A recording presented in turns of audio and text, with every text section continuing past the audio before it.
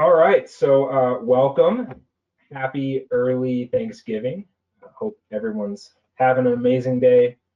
Uh, I want to round out our content chunk here. For the month of November, we've been focused on a couple things, but really started off with stress management. How do we reduce it? How do we, what strategies do we have? What tools do we have to minimize it, to feel more at ease and confident? And then we also did our mayhem to magic content last time, how to create an even more magical holiday experience because it tends to be a very stressful time for a lot of folks. And tonight, want to focus on gratitude, which I think goes really well with both our stress tools, our stress content, and mayhem to magic, because one, it's going to allow you to really experience what Thanksgiving is all about, which is giving thanks, really experiencing the gratitude, and also you'll see how this can be one of your strategies, one of your new focuses for minimizing the stress, um, getting to experience something different this holiday season than maybe more stress that you're typically used to. So I want to start off with a fun little article that a client actually sent me, and with everything, I'll be putting a little TIY inevitable use spin to this. But you can see the title of this was "How Gratitude Overrides Our Negativity Bias." So they start off talking about how gratitude is a very powerful emotion, allows you to become even more expansive, open, feel lighter, happier, cultivate more positive relationships. So, in agreement with that, definitely a very powerful emotion when we really fill our body with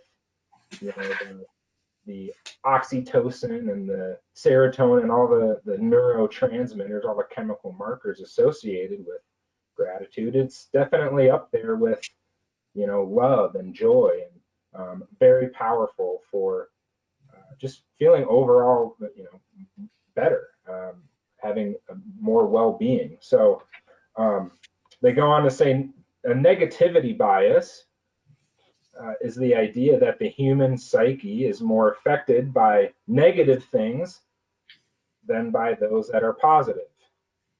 So we've talked about this as the 90% of people are primarily in an away pattern, focused on thinking about things that they don't want in their life, trying to get out of pain, versus the towards pattern, or 10%, that's focused on pleasure and getting the things that they want.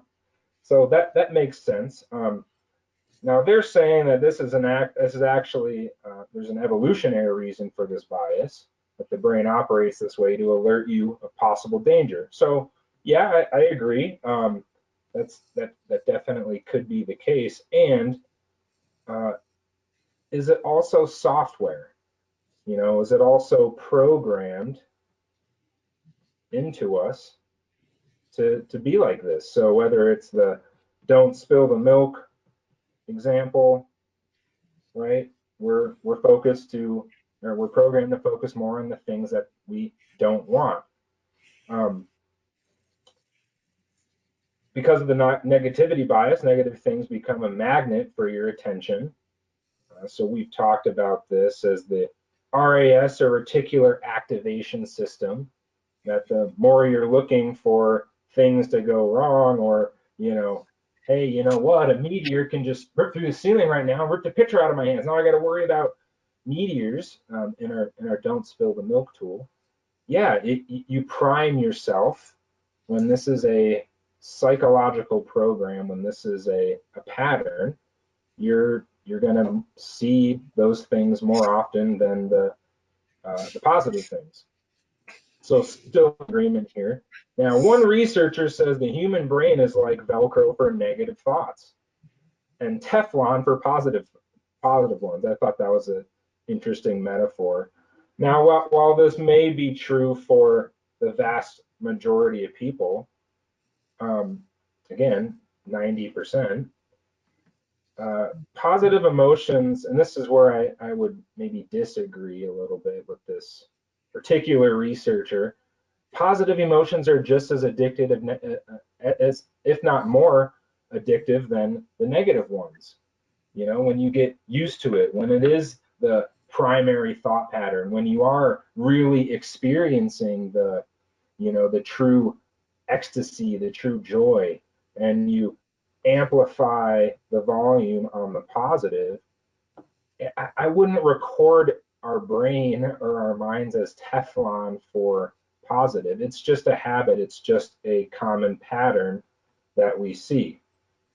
I would want to program or believe that our minds are like Velcro for both. You know, we latch on onto things the more that the more those habitual sentences run, right? So when you live in gratitude, you are interrupting the automatic negativity bias.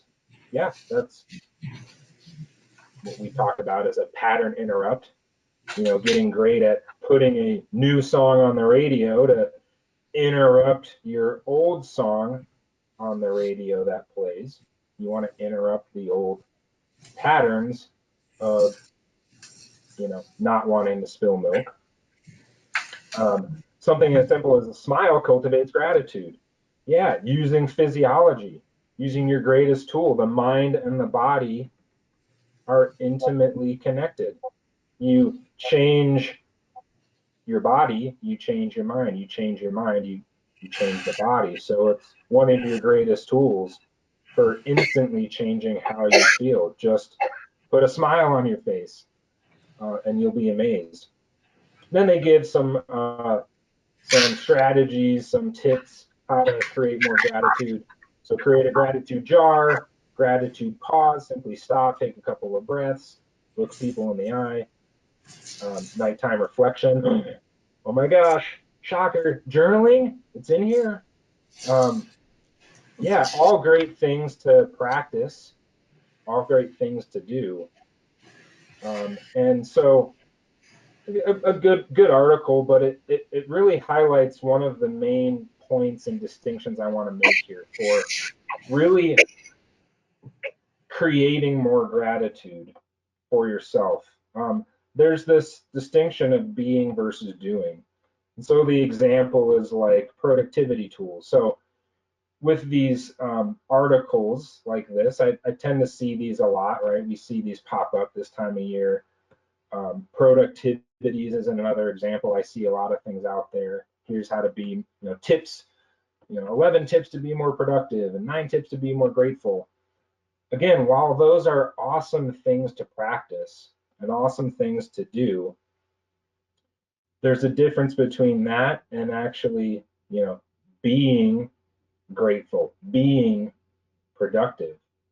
And one of the challenges that a lot of people have with, for instance, productivity tools, if you give someone who's unproductive to begin with just a bunch of tools, they're going to have a tough time with implementing it if they don't really understand the drivers as to their, you know, non-productiveness, right? It really goes to the software, it really goes to the neural structure that's behind the sentences. So when I talk about habitual sentences and changing sentences, it's just a long reach back to the structure, the neural structure that's creating the sentences. The language is always going to point to the software. So we always want to be at the causal level, at the software level, in order to experience the greatest change and transformation. Again, practicing gratitude tools, they're awesome, but we still want to go deeper. We still want to understand, well, you know, maybe what's preventing gratitude in the first place.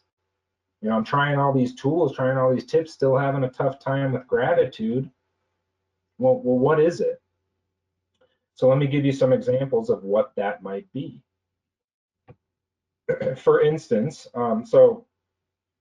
here's some great tools in the Inevitable You system that we can practice. And the formula which says reality is really just an equation of your ask, which is a plus or a minus, plus or minus on the, so either positive or negative, times the emotional intensity meter on a scale of 1 to 10, and the amount of time that you're doing it.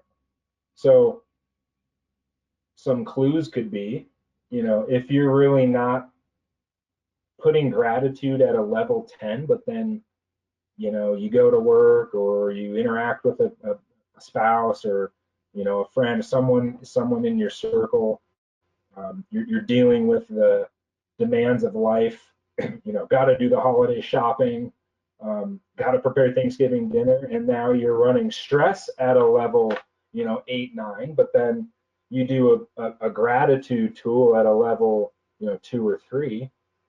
Now the scales are not tipped in your favor. And if you're spending more time on the, negative side, the stressful side versus, only doing 30 minutes, which would be a lot for most people, 30 minutes of, low emotional intensity gratitude in the morning. And then people sit and they wonder, what the heck's happening here? I'm using the tools. Yeah, but it's not at the emotional intensity. It's not at a,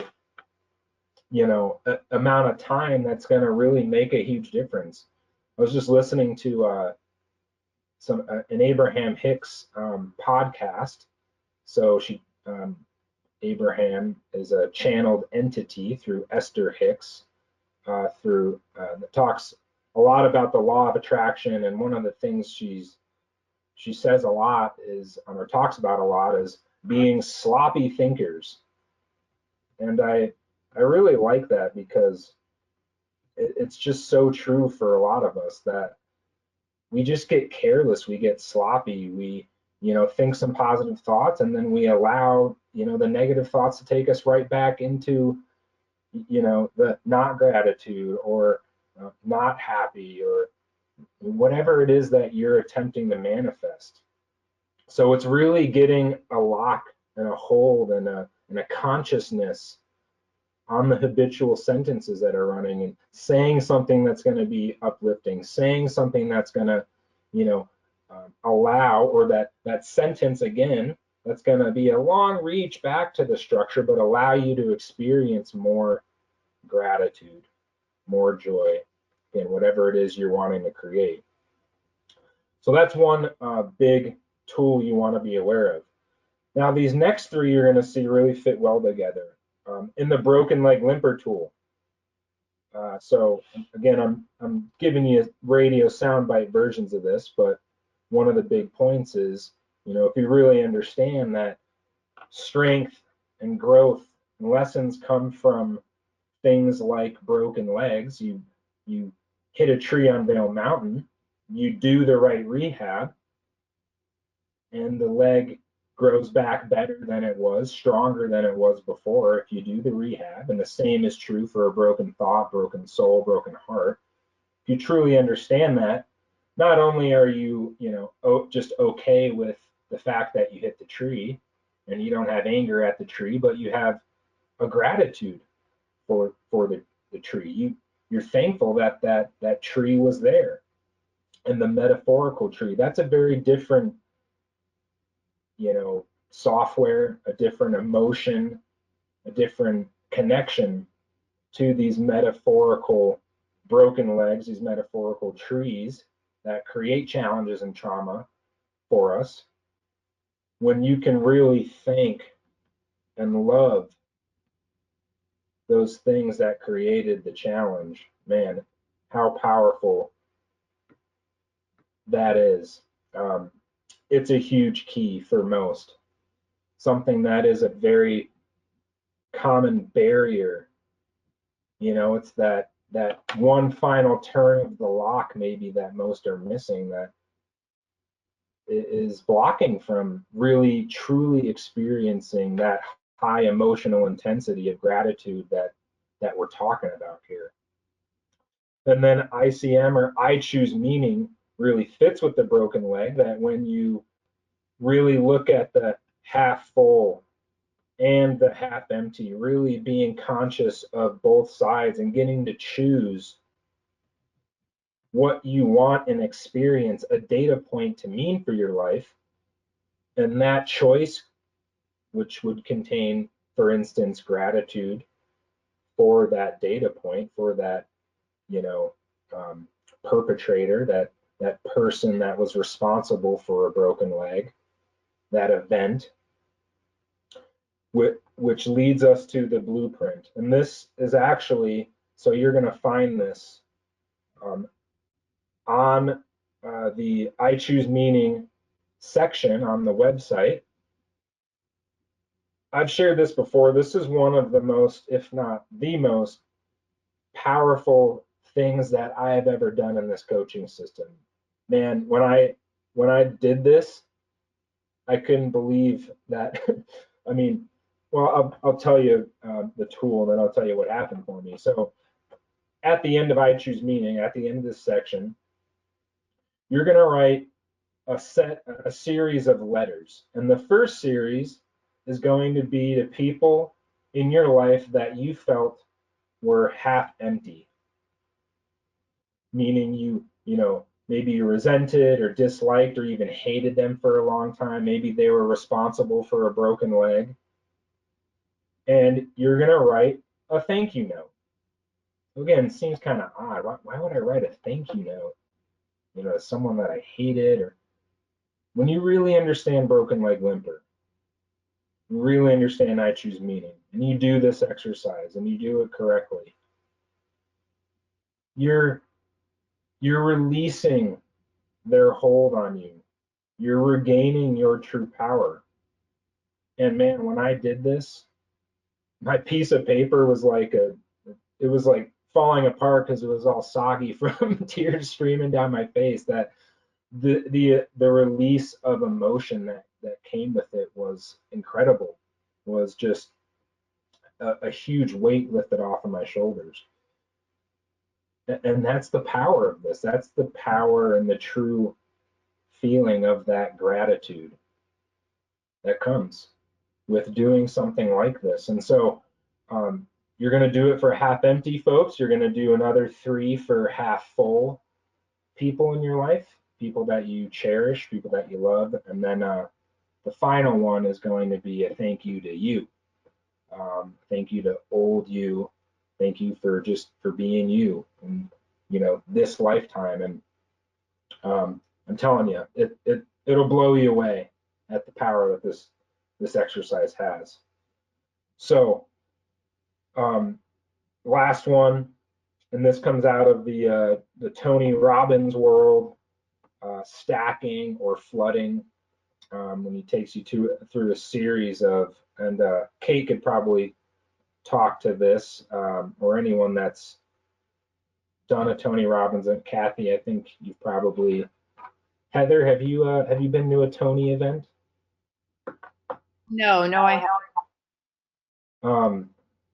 So he walks you through this experience. It's about 15, 20 minutes long, but the idea is that you're stacking one thing on top of another. So, you could take something very small. I'm grateful for my dog. I'm grateful for my health. I'm grateful for being alive. I'm grateful for my parents. And it's a guided process, but I mean, it's pretty simple. You could do it on your own, but man, put some great music on, something that's inspiring, uplifting, and you do this for a good, even just 10 minutes. You do it right. Again, it's similar to the experience I had with my letters. You'll be a sobbing mess, and it just feels amazing. So some great tools, powerful tools to practice this Thanksgiving week. And man, how much of a gift, how special of a gift would it be to write someone close to you, someone in your life, maybe someone you haven't connected with in a while, send them a great note, even a handwritten letter for those of you that still do those. How special would that be for those people this holiday season?